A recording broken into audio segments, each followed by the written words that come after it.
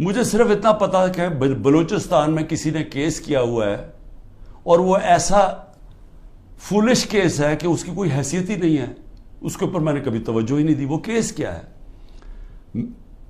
Qasim sorry rolling دیتا ہے کہ جناب یہ مراسلہ، یہ جو سائفر آیا ہے وہاں سے، اس کے ہوتے ہوئے بیرون ملک کی مداخلت ہوئی ہے ہمارے افیئرز میں، اور اس میں لکھا ہوا ہے کہ عمران خان کو عدم اعتماد میں شکست ہو۔ یہ مراسلے میں لکھا ہوا ہے، جو کہ وہ ڈونلڈ لو اور ہمارے ایمبیسڈر کے بیچ میں بات چیت ہوئی، جو کنفرم کیا گیا پاکستان کی سیکیورٹی کاؤنسل نے۔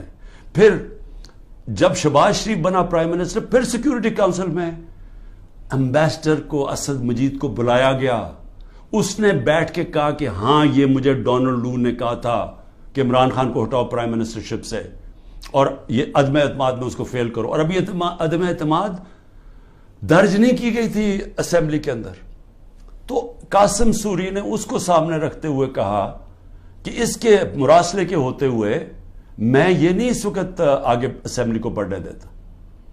اس کے اوپر میں نے اسمبلی ڈیزالو کر دی اور میں نے الیکشنز کال کر دیے۔ اب یہ آدمی کہہ رہا تھا کہ وہ جو الیکشنز میں نے کال کیے ہیں اس کے اوپر آرٹیکل 6 لگنا چاہیے، تو سپریم کورٹ نے تو پہلے ہی رولنگ دے دی تھی۔ انہوں نے تو اس کا صرف قاسم سوری کا جو رولنگ تھی اس کو انہوں نے ان لافل ڈکلیئر کر دیا، لیکن میں نے تو اس رولنگ کے اوپر فیصلہ کیا تھا کہ اسمبلی ڈیزالو ہونی چاہیے اور الیکشن اناؤنس کر دیتا ہوں، تو میرے اوپر تو کچھ تھا ہی نہیں، تو کیس میں تو کوئی حیثیت ہی نہیں تھی۔ اس آدمی کا وکیل کا قتل ہوتا ہے، فیملی ساری کہتی ہے کہ خاندانی دشمنی تھی، اس پہ قتل ہوا ہے، وہاں پہنچ جاتے ہیں، یعنی وہ پتا چلتا ہے کہ 9:30 بجے اس کا قتل ہوتا ہے، 4 گھنٹے کے اندر لا منسٹر پریس کانفرنس کر دیتا ہے کہ عمران خان اس میں ملوث تھا۔ 4 گھنٹے۔ کبھی سوچیں کہ کوئی قتل ہوا ہے، کوئی انویسٹیگیشن ہوتی ہے، کوئی پتا چلتا ہے، وہ 4 گھنٹے میں کہتا ہے عمران خان اس کے اندر ملوث ہے۔ اور اس کے بعد کیا ہوتا ہے؟ اس کے بعد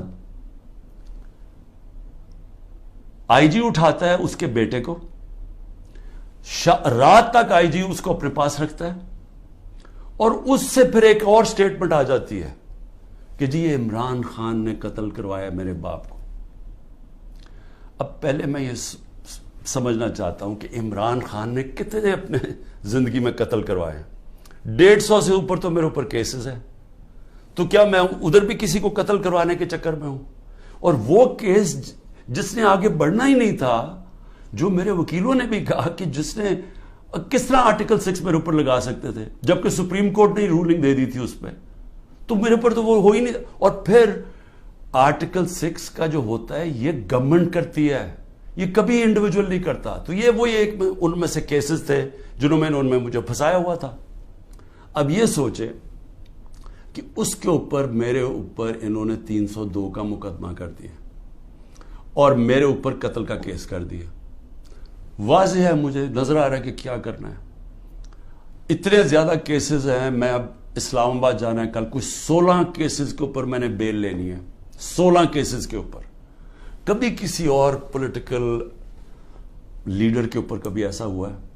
مجھے بتائیں، ان لوگوں نے جنہوں نے 30 سال سے ملک لوٹ رہے تھے، ان کی وہاں اربوں ڈالر کی جائیدادیں پڑی ہوئی ہیں، ان کے رہن سہن ذرا جا کے دیکھیں۔ ایک بیٹا 20 ارب کے گھر میں رہ رہا ہے، دوسروں دیکھو ان کو اربوں روپے کی پراپرٹیز ہیں، ان کے کسی کو کوئی ہوٹل کسی کے نام پہ ہیں۔ یہ ساری چیزیں یہ ابھی سے نہیں، یہ مجھے باقاعدہ ISI سے انفارمیشن ملتی گئی ہے 20 سال سے۔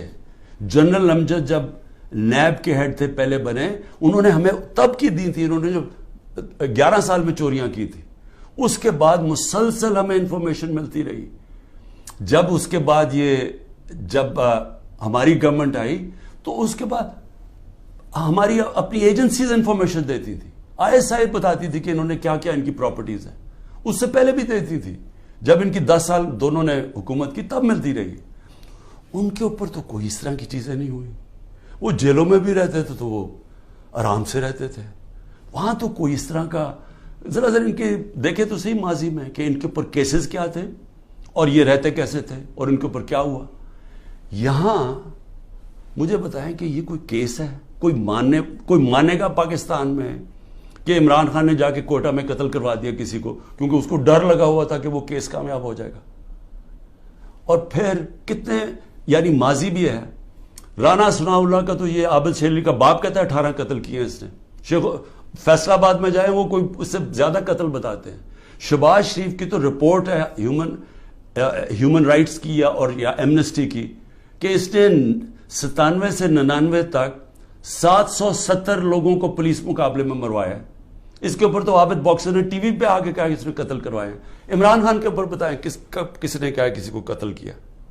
تو یہ جو قتل کا کیس انہوں نے کیا ہے اس کا مقصد ہی ایک ہے کہ کسی نہ کسی طرح عمران خان کو پکڑ لو. اور میں اب کل اسلام آباد جا رہا ہوں, میں تو پورا تیار ہوں, میں تو تیار ہوں کہ پھر سے مجھے یہ پکڑیں گے. لیکن میں کچھ اور آج کہنا چاہتا ہوں. میں آج اپنی پارٹی کو بھی ساروں کو یہ آج کل چیزیں بتاتا ہوں کہ اب آپ کو سمجھ آئی کہ میں نے 27 سال انصاف کی تحریک کیوں شروع کی تھی. کیونکہ یہ جو ہمارے سے ہو رہا ہے, جو میرے سے ہو رہا ہے, جو میرے لوگوں سے ہو رہا ہے, یہ پاکستان کے عام آدمی سے ہر وقت ہوتا ہے جب طاقتور کے سامنے وہ کھڑا ہوتا ہے. پوچھے ذرا آج اندرون سندھ میں جو ہوتا ہے لوگوں سے, کیا یہ مخالفین کے ساتھ کرتے ہیں, کس طرح یہ ایف آئی آر پولیس کا استعمال کرتے ہیں, لوگوں کو غلام بنایا ہوا ہے. بچارے اتنے لوگ ڈرتے ہیں وہاں ان سے کیونکہ لوگ تو بے بس ہیں. میرے پاس تو میں خوش قسمت ہوں کہ انصاف لائر فورم میری پوری مدد کرتا ہے. انصاف لائرز, ان بچاروں کے پاس کیا ہوتا ہے جب ایک کمزور آدمی, ایک کسان, ایک مزدور, ایک بچارہ چھوٹی دکان والا, جو ایک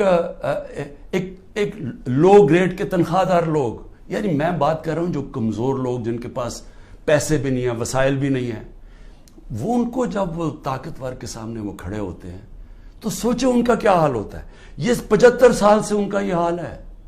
یہ جو میں بار بار آپ کو کہتا ہوں کہ جب تک یہ قوم آزاد نہیں ہوگی, جب تک انصاف نہیں آئے گا, تو انصاف تو آنے دیا ہی نہیں ہے. یہ اوپر سے جو سنبھال کے بیٹھے ہوئے سسٹم, یہ تو قانون کے اوپر ہے. چوری کریں, سب کچھ ہو رہے ہیں, NRO مل جاتا ہے, طاقتور کو پوچھنے والا نہیں ہے. مجھے گولیاں لگتی ہیں, میں اپنی FIR نہیں کٹوا سکتا کیونکہ دوسرا اتنا طاقتور تھا. اور یہ کمزوروں سے ہر روز جب طاقتور سے ٹاکرا پڑتا ہے, جب ان کی زمینوں پہ قبضہ ہوتا ہے, وہ بے بس ہو جاتے ہیں. کوئی ان کو پوچھنے والا نہیں ہوتا. کیوں قبضہ گروپ امریکہ میں نہیں ہے, انگلینڈ میں نہیں ہے, کیوں ڈیولپ ملکوں میں جدھر رول آف لا ہے وہاں کیوں نہیں قبضہ گروپ؟ کیونکہ وہاں لوگوں کی حفاظت کرتا ہے. کمزور کو طاقتور سے تحفظ دیا جاتا ہے. انصاف کے نظام میں ان کے فنڈامنٹل رائٹس کی حفاظت کی جاتی ہے. تو یہاں تو جو آج ہو رہا ہے, یعنی تھوڑا بہت جو ملک چل رہا تھا اس طرف کہ جب وہ لائرز موومنٹ شروع ہوئی 2007 میں, اور کرتے کرتے ایک آزاد عدلیہ کی طرف گئے تاکہ وہ ہمیں بچائے گی اگر حکومت ہمارے سے ظلم کرتی ہے, تو یہ تو سارا ہی ختم ہو گیا. اب تو ہم وہ پہنچ گئے ہیں جو مجھے تو نہیں یاد, یہ تو وہ بدترین مارشل لاز میں پہنچ گئے ہیں. ہمارے تو سارے فنڈامنٹل رائٹس ختم ہو گئے ہیں آج.